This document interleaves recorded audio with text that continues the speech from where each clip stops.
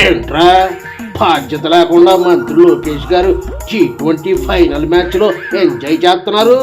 ఇలా ఆటలు చూడటమేనా? ప్రజలకు చేసేదేమైనా ఉందా?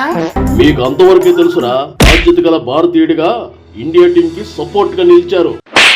ఆటతో పాటు మంత్రిగా తన బాధ్యతగా అమిత్ షా గారితో ఆదిత్య మిట్టల్ గారితో సమావేశమయ్యారు. అంతేకాదు తర్వాత రోజు సోమవారం మంగళగిరి నియోజకవర్గంలో మరో ఎన్నికల హామీని నిలబెట్టుకున్నారు. తాడేపల్లి పట్టణం సీతారామనగరం మహానాడు వద్ద రిటైనింగ్ వాల్ నిర్మాణానికి శంకుస్థాపన చేసి తాడేపల్లి మహానాడు ప్రాంత ప్రజల దశాబ్దాల కలను నెరవేర్చారు.